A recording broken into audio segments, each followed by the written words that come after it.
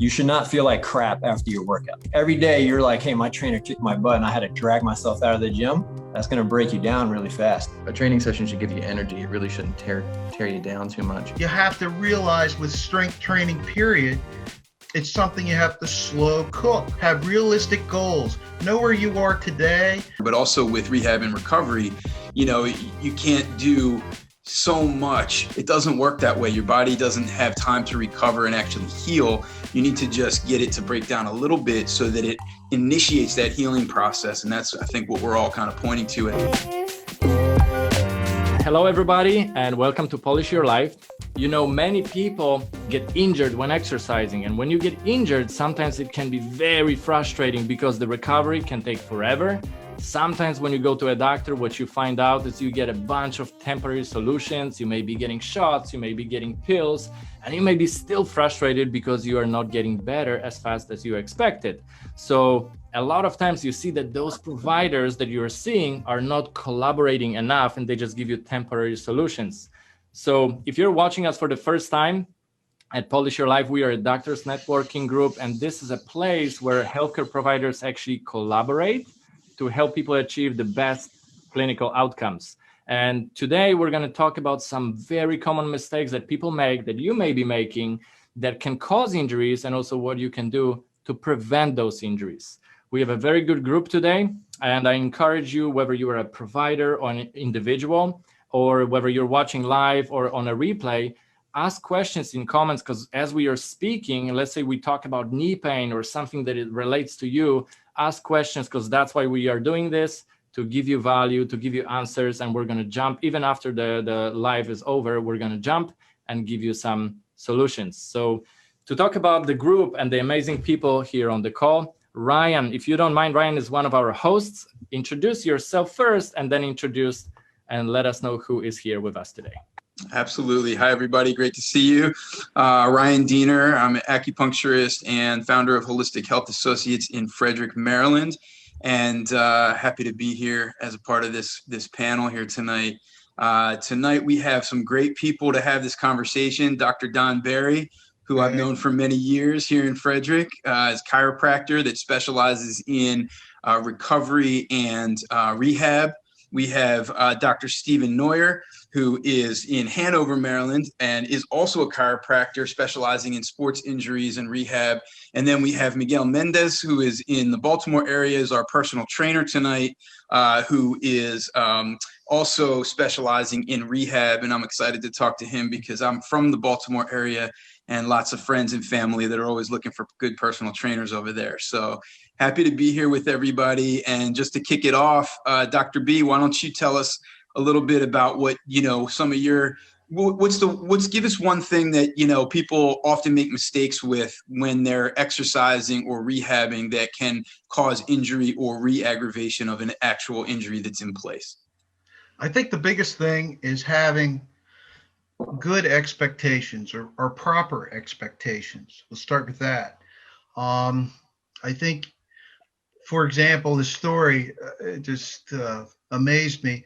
There was a 38-year-old man, and he decided that he was going to go back to the gym and start working out because he was getting heavy and blah, blah, blah, and wanted to look better.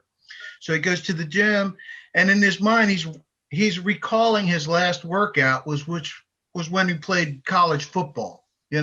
So he's recalling a workout that he did 15 years ago, and he's thinking in his head, well, I can't do that, but I'll shave it just a little bit and I'll start off with that. He gets to the gym and he says, I see this young skinny guy and he's benching 315 pounds. Well, I should be able to bench 325. So without a spotter, he grabs the bar, presses it, and then tears his shoulder off. It's just, that's the kind of thing that's easily preventable. Have realistic goals. Know where you are today, not thinking about where you were when you were in high school and then you were the star running back. I think you have to realize with strength training, period, it's something you have to slow cook, and even with my own journey, I'm Maryland State powerlifting champion for my age group and weight class. And my best deadlift on the books is I think 440, 445, something like that. But when I started this journey, it was with 26 pounds, a little 12-kilogram kettlebell. I had to learn the movement, It's, it's just using common sense, So that's the that's like the easiest thing. Use common sense, have realistic expectations, don't hurt yourself, Anyway, I'll pass it on to Miguel. That's awesome. Miguel, what do you think? Because I know with personal trainers, a lot of times people will say, "Oh, my trainer killed me today," and it's like a badge of honor, a lot of times. So what are some of the things that you do to kind of prevent injury, or some of the mistakes you see that people make? I think one of them, piggybacking off what Dr. Barry said, is learning the movement first and getting past that ego of what I used to do. And realizing that, hey, you're not there anymore. This was 10 years ago or 15 years ago. Learn how to do the movement first, train the movement before you start trying to add weight and put on strength that's not there yet. I think a lot of times we still have some leftover thought process of like when bodybuilding was taking over the gyms, that's what everybody followed. And so we're just focusing on training the muscle and not training the movement. And that leads to a lot of injury also. And then the volume. Everybody just wants to get in there and get it done. You should not feel like crap after your workouts.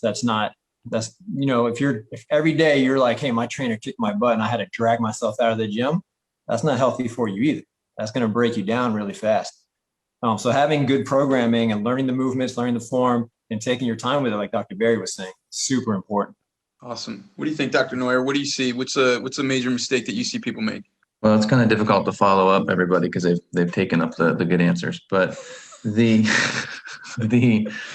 so to relate to his story and Miguel, and the people, I think, don't take into consideration where, if they were the star running back in that example, that if they've had a sedentary job for however many years, and if he's 38, you figure you graduate around 22, 23, and now you want to get back into it, you haven't really had the time you've had more time to basically become sedentary and not load your body. So a lot of the issues that I find are the programming is usually entirely too much.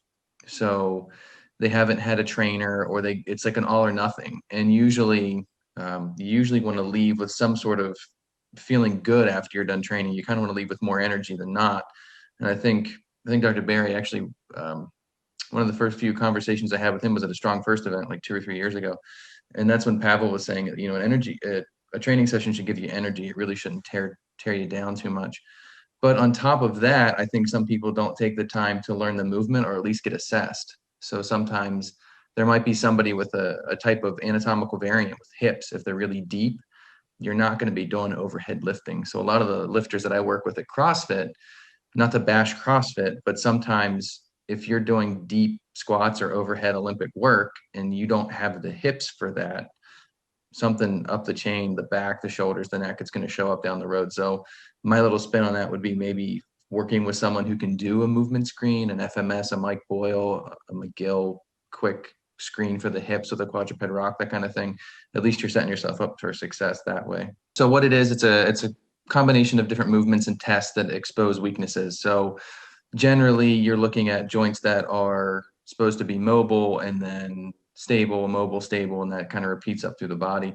So with a couple quick screens, if you have somebody do a partial quarter squat on one leg, you can kind of really quickly see if they're leaning to the side, they're going to need some core work, maybe in a side plank. If they dive forward, you're probably going to be assessing their psoas. If their knee collapses in, maybe a little bit better motor control with the knee. And if most people, if they've been in shoes for a while, you're going to be working on their feet as well. So it's just a really quick screen to set yourself up for success, knowing that maybe your hips need more targeted mobility and you need more endurance in your low back before you really start to add load in, like Miguel was mentioning. It's an interesting thing, because we see this all the time where we have patients who, they're pushing the envelope too, right? I mean, I'm sure you guys have seen this as well, where you have a patient that comes in and says, what else can I do? What else can I do? What else can I do? And like they want to get better faster, which is fantastic from a theoretical standpoint, but it's so easy to overdo it at that phase to everybody's point, not just with strength training and getting stronger, but also with rehab and recovery. You can't do so many different modalities, so many different things in order to get better. You really your body needs time to have that recovery. And so, everybody out there who just wants to do everything, take 15 supplements and, do 10 different workouts, all at 30-minute intervals so you can get better faster. It doesn't work that way. Your body doesn't have time to recover and actually heal. You need to just get it to break down a little bit so that it initiates that healing process. And that's, I think, what we're all kind of pointing to as a first step. Very cool. I have one question, and I want to kind of like relate to what Dr. Berry was saying in one of our other videos. So Dr. Berry, you were talking about having a green zone, right? So there is an area of movement that you would like your patients to stay within, and then that green zone, maybe tell our viewers how they can expand that green zone so it can be maybe a higher range. And then you, like you mentioned, you load it up to make sure that people get stronger and stronger. And that's especially, I think, interesting for people who are recovering from an injury. So some of the viewers want to prevent injuries. Some of them, they want to prevent the second injury, and they know that they're part of the body that they're working maybe weaker. Like in my case, is my lower back. I know I need to be more careful. So let's talk about that green zone, because I found that to be very, very useful. And I think a lot of people can find great value in that. Usually when I refer to the zones, usually what I'm referring to the patient is when we're training range of motion exercises. And for example, a patient with some type of adhesive capsulitis, frozen shoulder, or whatever, I spend a lot of time with them getting them to passively mobilize their own shoulder for a while. And I always get them to get a stick, like a yardstick, a dowel rod or something, put their hand on the passenger hand on the top, and then the driver hand holds the stick and moves the passenger, right? It's just simple. And I get them to just move in a pain-free area. I tell them stay in the green zone. Don't even, touch the yellow zone every now and then, but never hit the red zone, because I find when they do, the muscle guarding takes over, and then we're losing ground. So I find that the more they move, motion is lotion. The more you move, the quicker that's going to heal. And so I really get them to do that a lot depending on what area, the hip or the T-spine or even the lumbar spine, just doing cat and cow, stay in the green zone, So the green zone, sorry, certain Dr. B, time real you quick. need to get a little, you've got to push it a little bit too. So you can't always stay in the green zone, but sometimes you got to load it. You got to keep it. I try to keep it in a tolerable scale on the pain scale of 3, 2, 1. And if it goes up with exercise, we stop. That's my mind of how to rehab, when it comes to loading. Dr. B, so when you're saying green zone, you're talking about the range of motion up to the point that the person feels discomfort. Is that what you're saying? Correct. Mm-hmm. The yellow zone is they start to feel the discomfort, but people, if they're not cognizant of how they're moving and they move too fast, they're going to shove it right into the red zone. It's going to hurt, and then they're not going to want to do the exercise. It's become psychologically inhibited. And we see this a lot in the gym also with lack of control of movement. We're just trying to see how much weight we can lift. The form completely breaks down. Hey, I'm gonna curl 135 pounds, and you're rocking back and forth. And Dr. Neuer, Dr. B, you're gonna see you on Monday because your back's all jacked up. Those type of things. And one thing you touched on also, Ryan, was the recovery. Rest is so underrated. Nobody wants to rest because they feel if they rest, they're gonna get weaker. And I think it's because we start following all these trends. There's so many trends all the time. There's always something new coming out. There's always a new catchphrase and all this and that. But nobody ever talks about the rest and the recovery, which then goes back into the programming. And it's important that you have somebody who knows what they're talking about if you're going to start a fitness program, or you want to get stronger, but you don't know how, or you've been gone for too long. reach out. There's people out there that know. I mean, obviously there's us right here. We're talking to you. You know what we're talking about. And there's people that are going to help you to be able to stay injury free. Very powerful. And what you mentioned also about that, people reaching out to a group of people, it's very important, because I know something that our viewers don't know is that you don't work alone. I know, Miguel, you work with the doctors who help people, the doctors who help people beyond the personal training. They are also collaborating with other doctors. And I think that kind of collaborative approach and the collaborating mindset is the key for people to achieve the best outcomes. Because some of the things, like I was talking today to Dr. Neuer, very impressed, because what you were saying about, maybe you can maybe give that example, is that your assessments are so precise, is that when you're sending somebody, if they actually need the more advanced procedure, or maybe a more invasive procedure, you send them with a diagnosis that proves to be accurate time after time after time. Is because you spend enough time with patients. So maybe let's talk about a little bit about that in terms of the assessment being very important and the collaborative approach being important in preventing injuries. When patients come in, it's generally really easy for myself, Dr. Barry, Miguel, Brian. I'm sure there's certain presentations that people come in and you just kind of know it's either A or B. And most of the time, if they've done something in the weight room and they felt a pop, and within a couple hours started to get really stiff, woke up the next day, excruciating pain, kind of already know what it is. But if they say I fell down, spasm, and then I'm having terrible radiation down into a big toe, it's generally a slam dunk. You know what it is. The question is, how can you do a little bit more in depth of an assessment with them? So when you start to try to figure out exactly what they need and what can they tolerate and what kind of category do they fall into. So some people, they say you're compression intolerant, or if you have a disc herniation, exactly how bad of a herniation is it? And then as healthcare providers, we're kind of looking at, are they having what we call red flags? So if they're having the scary stuff where, I'm losing control over my foot and I feel like my leg isn't my leg anymore, those are kind of things that immediately we go, oh, this is probably something that might be out of my wheelhouse. So what I view as my job is to spend enough time with that patient to make sure that I am finding things versus what they call hard and soft neurological findings. So they are having changes in the reflexes. They are having a reduction in strength, or maybe they come in with an antalgic posture, which means they're either going away from their pain or into their pain for some sort of positional comfort so they can make it throughout the day. So at that point, I view it as my job to reach out to an orthopedist who specializes in the microdiscectomies, which you mentioned earlier with that. Unfortunately, I can't think of his name. But for me now, it's my job to know this person's probably out of my wheelhouse, or I at least need to get a second set of eyes on this so I can get a better opinion. So I send over everything that I do with the patient, detailed from start to finish, how they did it, when they did it, what were they doing, the orthopedic tests that I used, neurological stuff I found, what I think is best for them. And they're probably going to need an advanced image and make sure that, just live, right?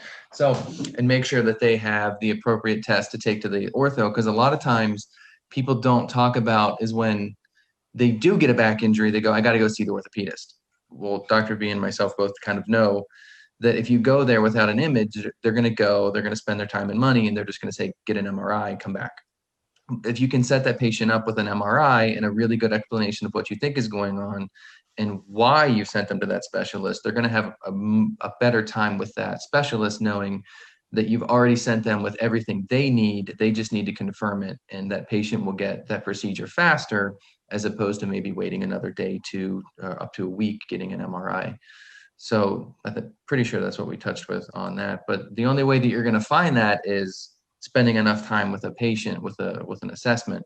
Some providers, it's 20 minutes, 30 minutes or less with a patient. Sometimes you really do have to kind of clear the schedule with a complicated case and make sure that you are doing everything that you need to so this patient can get to where they need, even if it's not going to be you, unfortunately. So Dr. Neuer, just from the patient, for the patient's benefit, Mm-hmm. When you talk about getting an MRI before you go see the orthopedic surgeon, who can a patient go to you and have you order an MRI? Who are they, like for the patient's benefit? Tell us a little bit about that. Sure. So we're considered portal entry providers. So basically we can order any diagnostic image blood work, test, whatever we need, if we feel that the patient needs that. So if we want to roll out something where they went mountain biking, they fell with their arm out in front of them, and we're debating on whether or not it's a really bad strain, or maybe there might be a stress fracture, or they have a potential avulsion fracture. Or if we need an MRI, the patient can come in and see us first, and then we can kind of dictate where they go from their care and kind of narrow down what they need really quickly and send them to the appropriate person after that. So most patients, unfortunately, think, I hurt my back, I need to go to the specialist, or I hurt my knee, or I hurt my shoulder, I need to go to the specialist. It'd be more advantageous for them to go to someone like myself, Miguel, anybody in here or in the network, to get screened, assessed, and then kind of classified, and then move to a specialist if they need it. Because a lot of times, if someone has a really bad back injury, they necessarily don't need imaging right away. 72 hours to a week later, you really can work with these patients and get them a little bit better with rehab, just teaching them how to appropriately get in and out of a chair, or just move up and down to the floor safely, and then decide whether or not it's time for an image. I think that's a great point. Sorry, Mike, one last quick thing. I think it's a great point. It's one of the things that we're all in the business of, is keeping people from getting surgery, keeping people from medication, helping them get stronger and healthier. And, that's our passion. That's why we do what we do. And it's like, to shift the narrative in healthcare, and really kind of shift that first assessment to those of us that are doing things that are less invasive first, and see what we can do to help that person get better. And then if it becomes, everything in life, we always start small and then work our way up bigger. But for some reason in healthcare, we start big and then go smaller. You know what I mean? And so it's one of those things that I think is really important for us to shift the narrative around how valuable it is for the patients out there to come see some of the providers like the ones that are here talking to each other first, and let us do what we can, help you get better naturally. And then if we can't help you, then we'll help you move on to the next important thing. Yeah, this is very, very good for people to know, because actually one of the mistakes, when we talk about the mistakes that you can be making, is the provider choice to prevent injury. If you feel something may be off, something may be wrong, the provider that you choose, it's up to you. And many times there is a lot of misconceptions. You may be thinking that you must see an orthopedic doctor right away, where there is plenty of layers that you may have quite a bit of success with before you get to that stage, and maybe you won't even need it. So I would say that your research as a patient to find the right provider, and finding the ones that actually spend time, and that's why I wanted to touch on what Dr. Neuer was saying, that matters, because even within the same exact profession, you have different practitioners. So you have some that will give you 5 seconds, 5 minutes or 7 minutes, which is absolutely not the same as comparing to somebody who's going to give you half an hour. So I wanted to talk to maybe some examples that you typically see as, for example, Miguel, as you are a personal trainer. What is the typical problem in the gym that you're like, oh my God, this guy or this woman is going to get injured? I see it, but it's very, very common. What would you say it is? Actually, a lot of it comes down to either the deadlift or the squat form. Everyone wants to go heavy, and they can't even sit without pain, or they can't even reach down and tie their shoes, but they want to load 300 pounds on their spine, or pick 300 pounds up off the floor, but you can't reach your foot to tie your shoe. And a lot of that comes down to being real with yourself and the assessment. I don't know if you guys heard Dr. Nori mention it a bunch of times just now in his speech, was assessing. If you're not getting assessed the right way, or you're not assessing yourself the right way, that's going to lead to injury. A lot of us now, I should say a lot of people now have desk jobs. So we see a lot of low back pain or neck pain because everybody's sitting in front of the computer. They've been sitting since the first grade. You're going from a sedentary position all day, and then you want your body to work without you doing anything else. And you want to load all this weight, but again, you're having trouble getting out of your car. So this is one of the main things I see. Again, this goes back to the ego and I used to be able to do this, or I want to do this because that big guy over there on the other side of the gym, he's lifting all this kind of weight. I should be able to lift this weight. And then the ego gets in the way, and that's where the injury comes in. Maybe Ryan, talk about acupuncture, because this is very interesting and underestimated by a lot of people, how much acupuncture and the energy and the approach that you have in the office can also help them in that regard. So maybe talk about what you typically see as a mistake, and then what you can do to help people prevent future injuries. Yeah, it's interesting, from an acupuncture standpoint, because we don't typically just specialize in sports medicine, we're like chameleons a little bit. I mean, we see both ends of the spectrum. So we'll see people that are kind of itching to do everything they can to get back, and that's a huge mistake. So that on that end of the spectrum, we see people saying like, what else can I take? How many other modalities can I do? And they'll say, I went and saw my naturopath and they gave me these 10 supplements, and I saw the chiro and I saw my PT, and I'm seeing you, and it's like, you're just doing too much. I mean, your body's getting a million mixed signals. And so energetically, what we're seeing is a lot of hard work and then some soft work and then hard work. And it's like, and it's not clear. There's no pattern to it because you just have too many people working on you. So when we talk about collaboration, we want to make sure that we have people who are either doing a primary and secondary role in the person's rehab. So a lot of times as acupuncturists, we take secondary roles. They might already be seeing a chiropractor 3 times a week or a PT 3 times a week. And rather than add 3 times a week to their treatment strategy, we'll have them come in once a week. But that's a huge red flag that I see, is people going like, no, I want to do more, and we're slowing them down. Then on the other side of the spectrum, we'll see people that are kind of just, they just want a Hail Mary. They've had something for a really long time. They just want to come in, get a little bit of treatment. They don't really want to do much work at all, but they want to feel better. And then they're saying, well, why don't I feel better yet? And it's like, well, on that end of the spectrum, you're saying, well, that person's actually not doing anything. They're not doing any exercise at home. They're not working with Miguel. They're not getting that home exercise program or stretching program that they need in order to increase their mobility, to help their body, to help these signals flow better, So we see both ends of the spectrum all the time. I'm sure you guys do too, but I think because we don't have we don't call it our specialty. We see a lot of people that are kind of coming in as a last resort in the acupuncture world. And so in order to free up this flow, there's still a lot of work to do. There's still a lot of layers that need to be cleared out before we can even get things moving. How about Tai Chi? I'm just curious. I saw this great interview with Frank and yourself. Is Tai Chi a good way for people to basically, in a different than they think way, get stronger and prevent injury? Yeah, I mean, Dr. Berry, I think you can speak to this too as a longtime Kung Fu teacher, and Kung Fu and Tai Chi are very closely related.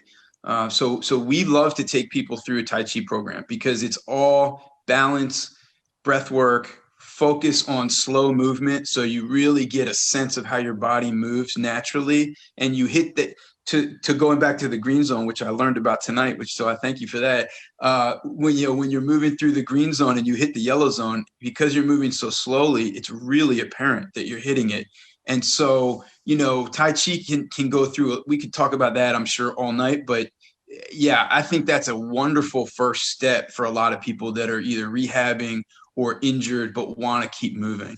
I just wanted to say, my first dabble into Kung Fu was Tai Chi, and I still teach Tai Chi walking just because of everything you said, and the only difference is now I load it. I have them carry a kettlebell in a suitcase, carry a clean, and then a press, and doing that slow walk, it just turns the nervous system on, invites all the muscles to the party, And I like it. It's a great way of getting people in tune, especially my older patients who have no balance, And just like the Indian club guys would say, slow is smooth and smooth is fast. And I like that a lot. It's a good saying for Tai Chi. So anyway, that's my 2 cents. There's another flip side to the coin with acupuncture is for athletes, lifelong athletes, when they get injured and they can't move anymore, there's a depression mechanism to that. There's a mental depression mechanism with that. And I'm speaking from experience when I tore a meniscus 4 years ago. And the first thing I did, because at the time I got some imaging done. I got it for free. My wife works for an imaging center. worked out well. And then I went to go see an orthopedist just to see what was going on. And first thing he said was, oh, you have to have surgery or you're not going to get the inflammation out of it. I'm already depressed that I got hurt and now I can't move. And I'm like, now I have to have surgery right away. It's not what I want to do. Sorry, Ryan, I didn't know you at the time, but I do have an acupuncturist friend. So I went to her. First thing she did was she did some energy work on me. She sat down, she did the whole, asked me the questions and, the whole assessment like she should, even though we were friends, did the energy work on me first and then did the work on my knee. And I walked out of there feeling better with no inflammation in my knee, which allowed me to start the rehab and get mentally in the right state. So that's super important also. Wow, this is, and I remember that time because we were talking about it. I remember we were talking about Shilajit as well, right? Yes, which I still use, by the way. Awesome, very cool. So I wanted to talk about an example. I'm going to make up a name, Mary, right? So let's say Mary had a knee problem and we meet Mary and she talks about running. She loves to run, but because of that old knee injury, she said, I can no longer run because my knee is messed up. And I hear it all the time, not from Mary, I made up the name, but let's talk about this specific example. So somebody got injured, the injury is long gone, but they know the area is weak, but now they use that as an excuse and it gets even weaker. What would you say to that? I think a lot of it comes down to explaining to them what was going on. Like, hey, you had this injury. This is what happened to your muscles. This is what happened to your movement pattern. You're not able to ever run again if that, mechanism for injury gets fixed or the injury itself is now gone. I think it's a matter of explaining to them and having them understand how their body works. And that usually starts opening up their acceptance of being able to rehab and get back to doing something that they, enjoy doing. There's a confidence piece that, the body can heal itself. There's a certain kind of lack of trust when you've had an injury and it's been hanging on for a long time. And, we talk about this body-mind connection quite a bit in our work. And so the relationship, to your point, Miguel, about, there being a depression component to this or an anxiety component to this, the awareness that your body has a natural healing mechanism, but it's been dormant now. It's gotten shut down through no fault of your own, but it can get lit up again by doing certain body work, by doing the right exercises, by working with a good trainer, good rehab specialist to help make sure that your movement is firing the right signals to the right places to kind of reactivate that mechanism. Your body is amazing. I mean, it will heal itself, but so there's a certain confidence piece that we want to build back into that picture as well for people that have had this kind of long-term injury. Perfect. And I want to tell people who are watching, if you have any specific situation or a specific question, feel free to write the question in comments below and we're going to get to it because we want to make sure that these conversations are relevant to what people actually experience. I was talking about Mary because that example of a messed up knee is a very common example. And now people use that as an excuse. It could be back problem that I know it's easy to use as an excuse, like, hey, I can no longer lift. But now you meet Dr. Barry, who will tell you, actually, you remember, you have your green zone and you can stay within the green zone. Then you can expand it. Then you can load it up. And then suddenly you actually, by working out, that's a way to prevent injuries, which is to me very interesting. But some people are just afraid. So would you say it's safe to say to, with a proper coach or a doctor or a provider, would you say that this is good to not be afraid and actually take action? I would say absolutely. As long as you have the right person who knows what they're doing and they can do the right assessment. I think there's such a stigma with mental issues in this country that when we do PT, we just focus on the physical and 80% of it comes down to the mental of it. You can take it all the way up to Olympic or professional athletes. When they get hurt and they rehab, they're back on the field and they're back on whatever sport they're doing because that mentality is different. But we take the average person, and then again, like you were saying, right, we get to that trust issue. Is my body going to do what I want it to do? And so that's where that teaching component comes in, and you start telling them how their body works, explaining to them how things work, because that confidence is key. Being able to mentally wrap your head around, like, hey, it's better now. We healed this. We just have to work on getting you back to that other. We got to keep moving up the ladder, so to speak. Is there a way to do a self-assessment? I wanted to ask Dr. Neuer, because you talk about an assessment that you do in the office. Part of it is going to be the physical assessment because you're actually checking the range of motion, you're using different types of equipment and ways to assess, but part of it is going to be also questions that you ask about their lifestyle, what they do. Is there a way for one of our viewers to, maybe they're watching it, they're not ready to take that step to go see a provider, especially that it's weird with COVID, but they're like, how can I self-assess myself? Am I ready? Would you give them some questions they can ask themselves? Sure. So there could be a couple layers to that. So one would be, we're on the mental game, but is it becoming a thought process every day? So for the self-assessment is, if you're having an injury, is it starting to affect you every day? Can you not put things on the top shelf anymore? Can you not carry laundry, run the vacuum, that kind of thing? If it's starting to impede your ability, activities, daily living, the stuff you should be doing pain-free throughout the house, just as a providing for your family or children, whichever it may be, that would probably be the first. And then if you're looking for more of a self-assessment or a range of motion, try these kind of things. I guess I could plug up one of the books that I use in my practice almost daily. Is there's a book called Back Mechanic, but that doesn't tie into Mary's knee, unfortunately. It just ties into how to do it's a 17-chapter book, and it guides you through front to back how to do a true self-assessment on your low back, outside of exposing patients to appropriate avenues of read this article, or hey, here's a strong first article, here's a Mike Boyle, here's an FMS, some sort of outlet that exists where you could have them read and then report back to you whatever they have found. So you can kind of, okay, you did this, you revealed this, and that kind of puts us into a different category or ballpark of how to manage the patient. But it really does depend, because if, for me, somebody mentioned, I think it was Dr. Barry mentioned frozen shoulder. One of the, if it's a lady, a dead giveaway for us for an assessment is I'm having trouble unlatching, unclasping my bra, putting my bra on. It's usually a red flag for us right away. Like, okay, that sounds like it may be something, and you start chasing it. But as a clinician and as a trainer, there's certain things that you just kind of know for people. They tell you, hey, I can't reach over my head anymore, or I can't pick things up off the floor.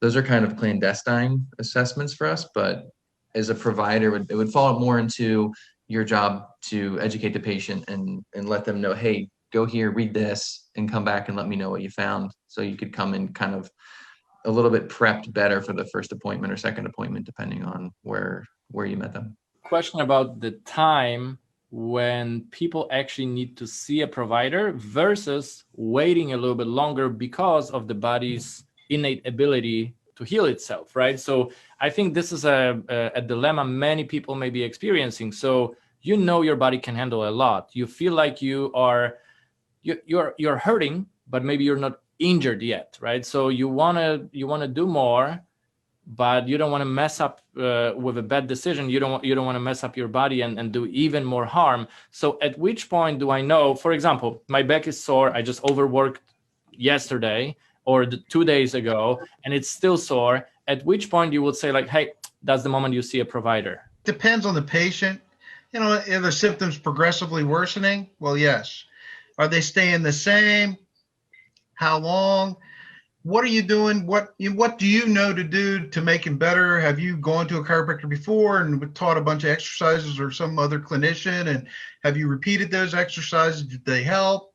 And if they didn't help, then yeah, it's time to make an appointment. I mean, I think getting better quicker is better than waiting and waiting and waiting, because then things can progressively get worse. You know, you can start with a stiff back and not able to move right, and then really injure it. You know, I mean, it's just being smart and being safe, you know, get well quickly as opposed to waiting for your disc to herniate, and then you're in a mess, you know, get in the beginning.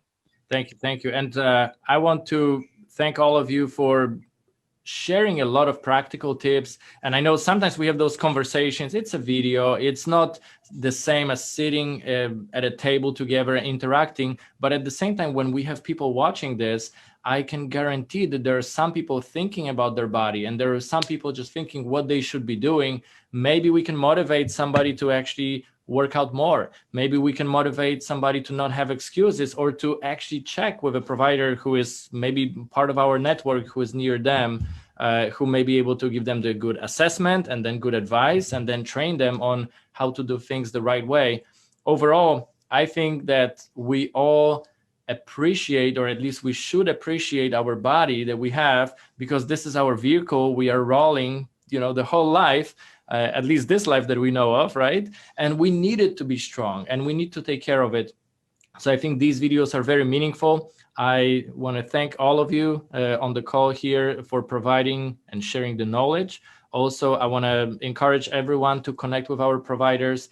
If you're an individual looking for clinical solutions, just keep in mind we're going to be releasing more videos, more content, and this is all to help you. So you can let us know in comments below or otherwise what type of videos you want to see, what type of topics, and then we're going to invite the correct providers that match that topic for you. And obviously, share what we do here in the group. And if you're a provider, collaborate with others. We have amazing people here, so you can join the group.